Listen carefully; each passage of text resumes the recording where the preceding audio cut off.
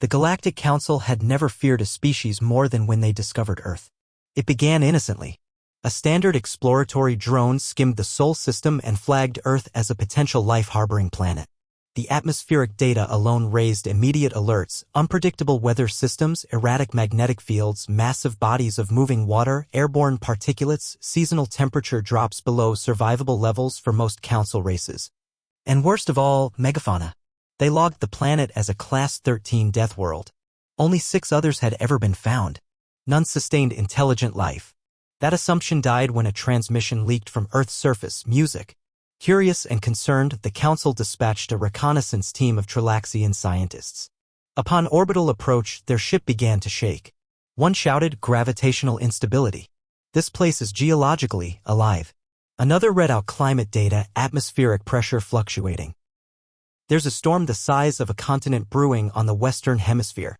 Commander Varn, a 6-eyed, bone-armored veteran of the Trilaxian Exploration Corps, narrowed his gaze. "There's something down there," he said. "Something intelligent, and somehow it's surviving this."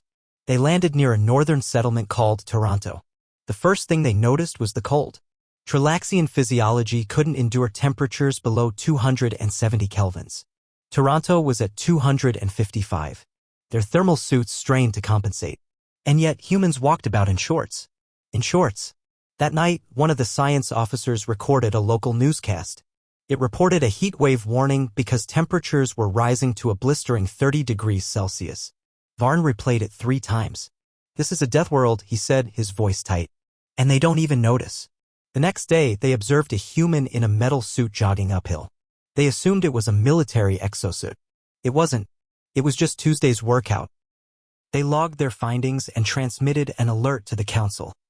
Sentient species discovered on Class 13 Deathworld. Species name: human.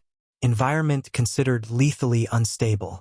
Local fauna include predators capable of breaking titanium shells.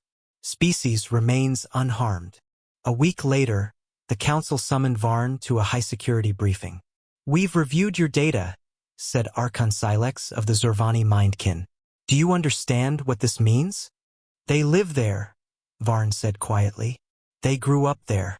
It's not a challenge for them. It's background noise." Silex flicked her tendrils anxiously. "You mentioned megafauna? Creatures called bears can outrun a Council scout drone. Another called crocodile has survived 200 million planetary rotations. One species of insect lives just to bite things and is considered a minor annoyance by humans." The room fell silent.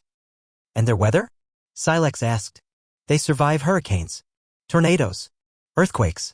Some regions are so hot they cook exposed flesh.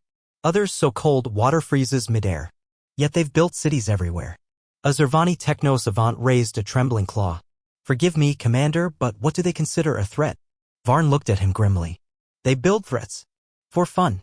It's called extreme sports. Silence. Skydiving," he continued. "Volcano climbing. Swimming with apex predators. They create Deathworld conditions because normal life bores them." The room nearly rioted.